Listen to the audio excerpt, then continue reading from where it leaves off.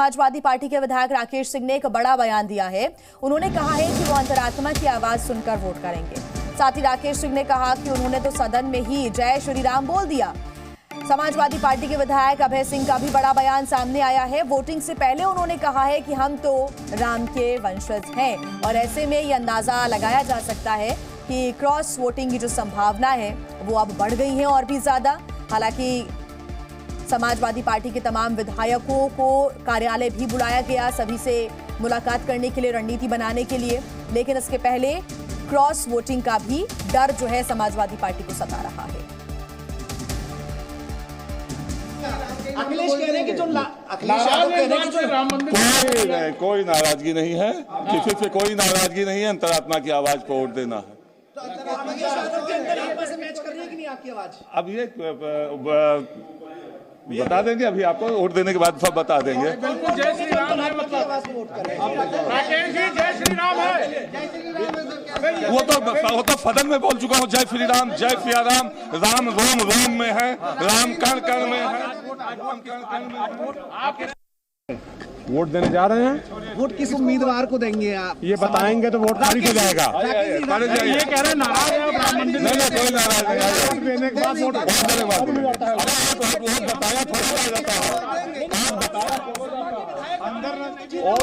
भगवान राम हमारे आराध्य हैं और हम तो उसी कुल खानदान के हैं जी। और इन लोगों ने नहीं जाने दिया था, तो प्रभु श्री राम के नाम पे इन लोगों ने दर्शन करने नहीं जाने दिया था प्रभु श्री राम के नाम पे जी। और ज्यादा जानकारी के साथ इसको हम विस्तार से समझ लेते हैं राज्यसभा चुनावों के गणित को, क्योंकि उत्तर प्रदेश में सबसे ज्यादा 10 सीटें हैं और इसी पर सभी की निगाहें हैं। विशाल पांडे हमारे साथ जुड़े हुए हैं। विशाल, समाजवादी पार्टी के ये 2 विधायकों के बयान आप सुन रहे थे। उन्होंने कहा है कि कोई नाराजगी नहीं है, लेकिन जय श्री राम बोलकर समाजवादी पार्टी की मुश्किलें जरूर बढ़ा दी है इन्होंने।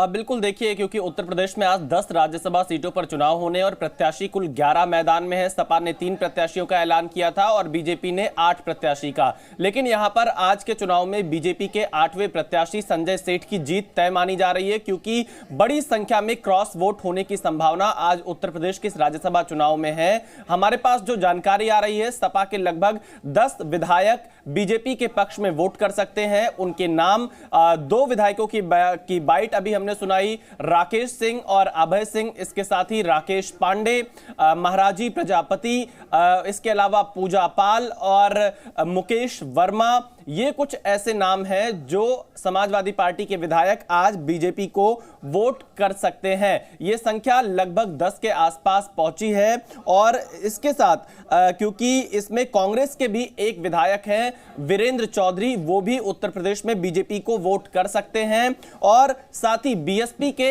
एकमात्र विधायक उमाशंकर सिंह का वोट भी बीजेपी के पक्ष में जा सकता है, या तो वो एब्सेंट रह सकते हैं। लेकिन देखना यह होगा कि क्या बीएसपी के विधायक आज विधानसभा में वोट डालने के लिए पहुंचते हैं या नहीं। लेकिन जो 10 नाम समाजवादी पार्टी के हैं उनका बहुत बड़ा महत्व इसलिए है क्योंकि खासतौर पर ये लोग उन इलाकों से हैं जहां पर 2019 के लोकसभा चुनाव में बीजेपी की स्थिति बहुत अच्छी नहीं रही थी।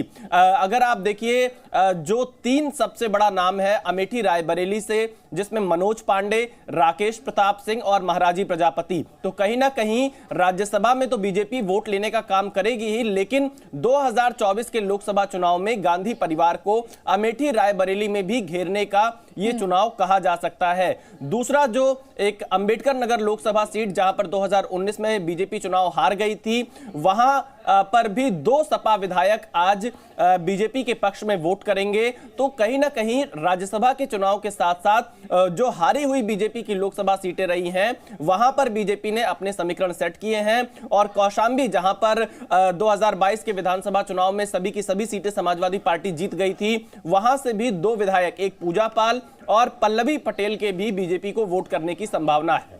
ठीक है विशाल, आप हमारे साथ जुड़े रहिएगा। हमारे साथ लखनऊ से सीधे जुड़े हुए हैं नीतीश, उनका रुख कर लेते हैं। नीतीश, अब वहां पर क्या हलचल नजर आ रही है, क्योंकि कुछ ही देर पहले अखिलेश यादव ने भी अपना वोट दे दिया है। अखिलेश यादव से जब मीडिया ने बातचीत की तो उनका कहना था कि तीनों उम्मीदवार जीतेंगे, लेकिन आशंका इस बात की भी है कि बीजेपी कोई भी हथकंडा अपना सकती है। ऐसे में क्रॉस वोटिंग का डर तो उनके चेहरे पर भी था।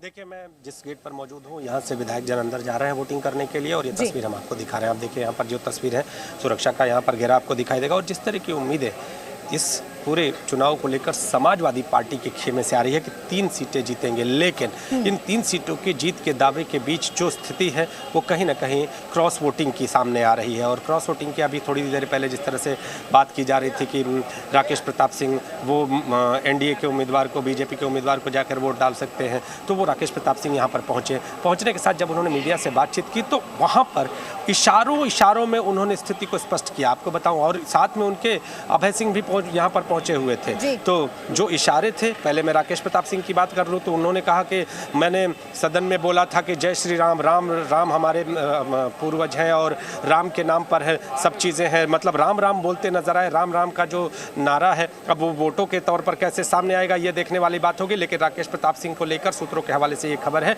कि वो एनडीए उम्मीदवार को वोट कर सकते हैं। इसके साथ ही अगर बात करें तो अभय सिंह भी उनके साथ शामिल थे, उनके साथ गाड़ी से यहाँ पर पहुँचे। तो अभय सिंह का भी ये कहना था कि राम हमारे पूर्वज है, लेकिन अगर वोट बता दूंगा तो वोट बताया नहीं जाता, वोट बताना ठीक नहीं होता, यानी हम। लेकिन उन्होंने, अभय सिंह की बात कर लूँ तो उन्होंने ये स्पष्ट किया, कहा कि मैं समाजवादी पार्टी के साथ हूँ लेकिन वोट बताया नहीं जाता। कहीं ना कहीं अगर इशारों की बात करें तो जो भी मतदाता अगर स्पष्ट स्थिति में आता है और जब राज्यसभा के लिए वोटिंग करने के लिए आता है, जब पार्टी का एजेंडा, अपडेट्स हम लेते रहेंगे, आप बने रहिएगा हमारे साथ। विशाल पांडे लगातार जुड़े हुए हैं। विशाल, ये कोई 1-2 विधायकों की बात नहीं है, समाजवादी पार्टी के 10 ऐसे विधायक की संभावना है कि ये क्रॉस वोटिंग कर सकते हैं। और शिवपाल यादव ने यह कह दिया है पहले ही कि ये जो चुनाव जीत कर आए थे ये समाजवादी पार्टी के चिन्ह पर जीत कर आए थे, तो आगे देखा जाएगा। यानी कि कोई कार्रवाई का संदेश दे रहे थे क्या शिवपाल यादव, और देखना होगा इसके बाद उन 10 विधायकों का क्या होता है।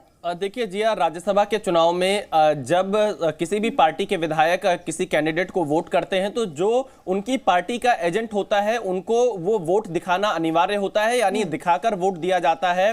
लेकिन यहां पर सदस्यता जाने का खतरा किसी भी विधायक पर नहीं रहेगा, क्योंकि इसके कुछ अपने अलग नियम होते हैं और तमाम जो एजेंट है उनको वोट जरूर दिखाया जाएगा। इसमें पार्टियां अनुशासनात्मक कार्रवाई कर सकती हैं, लेकिन किसी विधायक की सदस्यता जाने का खतरा इसमें बहुत ज्यादा रहता नहीं है। और अभी अगर फिलहाल देखें तो बीजेपी के पास 8वें सीट जीतने के लिए 29 विधायकों का आंकड़ा मौजूद था। एनडीए के सभी विधायकों को मिलाकर बीजेपी प्रत्याशी को मात्र 8 और वोटों की जरूरत थी, लेकिन 8 से ज्यादा वोट यहां पर बीजेपी प्रत्याशी के पक्ष में जाते हुए दिखाई दे रहे हैं। लगभग 9 से 10 विधायक समाजवादी पार्टी के क्रॉस वोट करेंगे।